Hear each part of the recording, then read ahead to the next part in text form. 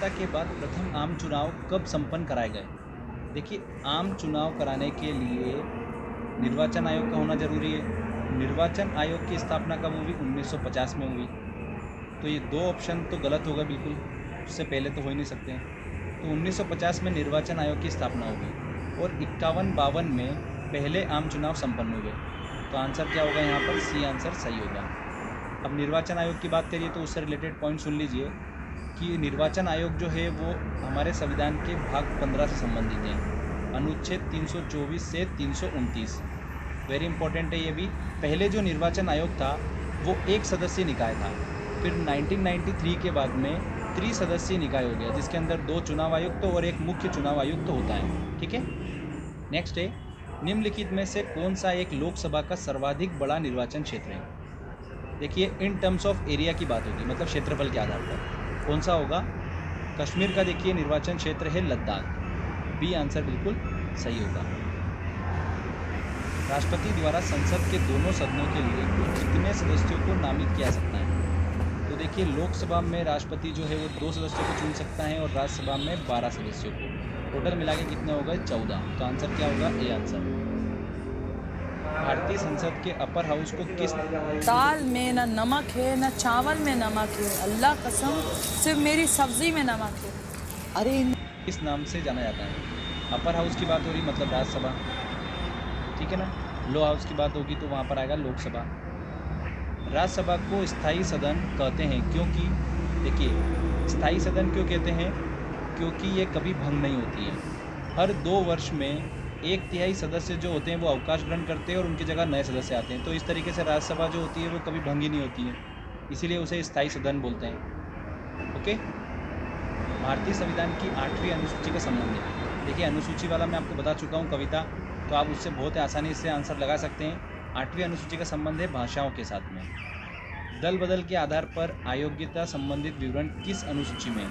दल बदल, देखिए दल बदल में आगे का वर्ड क्या आ रहा है? द, और द से 10 बनता है ना, तो आंसर सी सही होगा। इस तरीके से भी आप याद रख सकते हो। भारतीय संविधान की 10वीं अनुसूची किससे संबंधित है? किससे संबंधित है? दल बदल कानून से। भारतीय संविधान के किस संशोधन अधिनियम द्वारा पंचायती राज व्यवस्था को संवैधानिक दर्जा दिया गया? पंचायती राज व्यवस्था जो है मूल संविधान का हिस्सा नहीं थी, फिर संविधान संशोधन के द्वारा इसे संविधान में हिस्सा दिया गया। तो किस संविधान संशोधन द्वारा? 73वें संविधान संशोधन द्वारा। ध्यान रखिएगा, पंचायती राज व्यवस्था को 73वें संविधान संशोधन द्वारा और नगर पालिका, नगर निगम, नगर परिषद को 74वें संविधान संशोधन द्वारा संविधान में स्थान दिया गया। तो दोनों वेरी वेरी इंपॉर्टेंट है। नेक्स्ट देखिए, वेरी इंपॉर्टेंट क्वेश्चन है, त्रिस्तरीय पंचायती राज तंत्र में शामिल है। त्रिस्तरीय पंचायती राज तंत्र का सुझाव किसने दिया था? बलवंत राय मेहता समिति ने दिया था 1957। गांव के विकास के लिए उन्होंने बोला कि ग्राम पंचायत हो, खंड ब्लॉक स्तर के विकास के लिए पंचायत समिति हो, जिले के विकास के लिए जिला परिषद हो। तो ये बोला था बलवंत राय मेहता समिति ने। त्रिस्तरीय पंचायती राज व्यवस्था का सुझाव दिया था। आंसर क्या होगा? देखिए, सी आंसर होगा, ग्राम पंचायत, ब्लॉक अथवा पंचायत समिति और जिला परिषद। यदि पंचायत भंग होती है तो किस अवधि के अंदर निर्वाचन होंगे? किस अवधि के अंदर? 6 माह के अंदर। किसकी रिस्पॉन्सिबिलिटी होती है? राज्य सरकार की रिस्पॉन्सिबिलिटी होती है पंचायत चुनाव की। ये भी इम्पोर्टेंट है, इसको भी ध्यान रखिएगा। संविधान के किस अनुच्छेद में संविधान संशोधन प्रक्रिया का उल्लेख है? किस अनुच्छेद में? अनुच्छेद 368। अगर हम पार्ट की बात करेंगे, भाग की बात करेंगे, तो भाग है 20। दोनों चीज़ ध्यान रखिएगा। संविधान में संशोधन की पहल की जा सकती है। संविधान में संशोधन की पहल की जा सकती है संसद के किसी भी सदन में। D answer. वर्ष 2012 का 97वां संशोधन अधिनियम किस विषय से संबंधित है? किस विषय से संबंधित है? देखिए, संविधान संशोधन मैंने आपको बताए थे, 12 इंपॉर्टेंट संविधान संशोधन बताए थे। वीडियो बहुत इंपॉर्टेंट है, वो अगर आपने देखा होगा तो बड़ी आसानी से आप टिक कर सकते हो। सहकारी समिति कोऑपरेटिव सोसाइटी के गठन एवं क्रियाकलाप से संबंधित है 97वां संविधान संशोधन। B answer.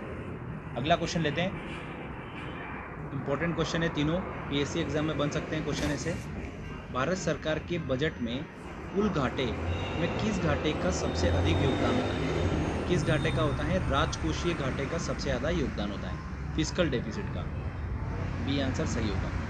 अब बजट डेफिसिट, फिस्कल डेफिसिट क्या होता है, ये सब मैं आपको बजट वाले लेक्चर में अच्छे से समझा चुका हूँ। बजटीय डेफिसिट क्या होता है? देखिए, जो टोटल एक्सपेंडिचर है गवर्नमेंट का, उसमें से जब हम माइनस कर देते हैं टोटल रिसीट्स को, मतलब कुल व्यय में से माइनस कर देते हैं कुल प्राप्ति को, तो वो क्या कहलाता है? बजट डेफिसिट कहलाता है, बजटीय घाटा कहलाता है। ठीक है। फिजिकल डेफिसिट क्या होता है? जो टोटल एक्सपेंडिचर है गवर्नमेंट का, उसमें से माइनस कर दो टोटल रिसीट्स एक्सेप्ट बोरोइंग। ठीक है, जो भी उन्होंने बैंकों से जो बोरो करा है उसको छोड़ दो, तो इस अंतर को क्या बोलते हैं? फिजिकल डेफिसिट बोलते हैं। क्लियर?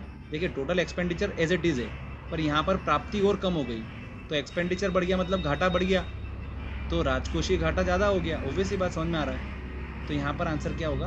B answer. तो ये दोनों चीज़ें मैं अच्छे से क्लियर कर चुका हूँ, तो बजट वाला लेक्चर देखा होगा तो आसानी से आप समझ पा रहे हो। ठीक है फ्रेंड्स, बजट जो है वो हमारे संविधान में कहीं पर भी बजट शब्द का उल्लेख नहीं किया गया है। उसकी जगह पर क्या शब्द का उल्लेख किया गया है? वार्षिक वित्तीय विवरण। इस चीज़ का भी ध्यान रखिएगा।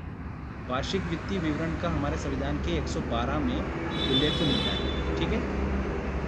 भारत सरकार के बजट के आंकड़ों में कुल व्यय और कुल प्राप्ति के अंतर को क्या कहते हैं? देखिए, अभी हमने देखा total expenditure minus total receipts क्या कहलाता है? बजटीय घाटा कहलाता है। तो आंसर क्या होगा? B answer. चालू वित्तीय वर्ष के परिणामों को आधार मानकर अगले वर्ष का बजट तैयार करना क्या कहलाता है? देखिए फ्रेंड्स, चालू वित्तीय वर्ष जो करंट में चल रहा है उसके परिणामों को आधार मानकर अगले वर्ष का बजट तैयार करना क्या कहलाता है? परफॉर्मेंस बजट कहलाता है। जीरो बेस बजट क्या होता है? कि पुराने वित्तीय वर्ष को सब भूल जाओ, फ्रेश नए सिरे से बजट तैयार करना क्या कहलाता है? जीरो बेस बजट कहलाता है। आउटकम बजट क्या कहलाता है? हर तिमाही समीक्षा करना, तो वो आउटकम बजट हो गया। तो यहाँ पर देखिए, समझ में आया आपको? सी वाला आंसर बिल्कुल सही होगा, निष्पादन बजट। चलिए अगला क्वेश्चन लेते हैं। भारतीय राज्यों में राज्यपाल की नियुक्ति कौन करता है? राज्यपाल की नियुक्ति कौन करता है दोस्तों? राष्ट्रपति करता है। इसको शपथ दिलाने का काम कौन करता है? उच्च न्यायालय का मुख्य न्यायाधीश। जो हाई कोर्ट का मुख्य न्यायाधीश होता है वो उसको राज्यपाल को शपथ दिलाने का काम करता है। राज्यपाल के लिए मिनिमम आयु कितनी होना चाहिए? 35 वर्ष होना चाहिए। तो ये कुछ बेसिक पॉइंट है, पता होना चाहिए आपको। 6 वर्ष की आयु से 14 वर्ष की आयु के बीच के सभी बच्चों को शिक्षा का अधिकार, ये हमारा क्या है? मौलिक अधिकार है, मूल अधिकार है। बी आंसर इसका सही होगा। निम्न में से किसको हटाने का प्रावधान संविधान में नहीं है? देखिए, संविधान में गवर्नर को हटा, अब कार्ड क्यों लेंगे? महीने में वैसे ही बजट टाइट रहती है। इसीलिए तो लिया। धनी वांट फ्रीडम का हटाने का प्रावधान नहीं दिया गया है। ठीक है, राष्ट्रपति इसको मनोनीत करता है, राष्ट्रपति हटा सकता है। महाभियोग की प्रक्रिया द्वारा गवर्नर को नहीं हटाया जा सकता। तो संविधान में इसको हटाने का कहीं भी उल्लेख नहीं मिलता है। ठीक है, चलिए अगला क्वेश्चन लेते हैं। मुख्यमंत्री की नियुक्ति की जाती है, किसके द्वारा की जाती है? राज्यपाल के द्वारा। राज्यपाल को पद की शपथ किसके द्वारा दिलाई जाती है? इंपॉर्टेंट है क्वेश्चन। राज्यपाल को कौन दिलाता है? उच्च न्यायालय के मुख्य न्यायाधीश द्वारा। जिला न्यायालयों के न्यायाधीश की नियुक्ति किसके द्वारा की जाती है? राज्यपाल के द्वारा की जाती है। चलिए नेक्स्ट क्वेश्चन लेते हैं। भारत के नियंत्रक तथा महालेखा परीक्षक की नियुक्ति कौन करता है? नियंत्रक तथा महालेखा परीक्षक, controller and auditor general of India, ये एक बोलते हैं इसको। इसका हमारे संविधान के अनुच्छेद 148 में उल्लेख मिलता है। इसकी नियुक्ति कौन करता है? राष्ट्रपति करता है। कितने वर्ष के लिए? 6 वर्ष के लिए।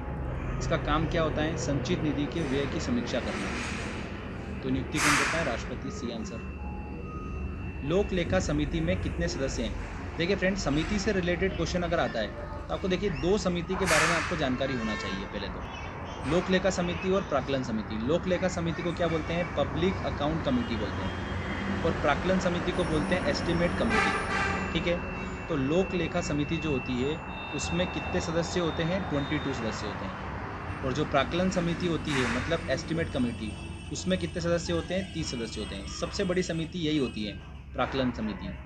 अब जो 22 सदस्य होते हैं इसके अंदर लोक लेखा समिति में, उसमें 15 जो होते हैं वो लोकसभा के होते हैं और 7 जो होते हैं राज्यसभा के होते हैं। जबकि जो प्राक्कलन समिति होती है इसमें राज्यसभा का कोई भी सदस्य नहीं होता है। तो ये बेसिक अंतर आपको पता होना चाहिए। देखिए, दोनों का जो काम होता है वो लगभग बराबर ही होता है। सरकारी धन के व्यय की जाँच करना इसका काम होता है। इसमें एक चीज़ और ध्यान देने वाली बात है कि लोक लेखा समिति का जो अध्यक्ष होता है उसकी नियुक्ति कौन करता है? लोकसभा का अध्यक्ष करता है। ठीक है, विपक्षी दल का नेता होता है। तो ये आपको पता होना चाहिए। लोक लेखा समिति में कितने सदस्य होते हैं? 22। B answer. निम्नलिखित में से कौन सी एक सबसे बड़ी संसदीय समिति है? कौन सी है? प्राक्कलन समिति, एस्टीमेट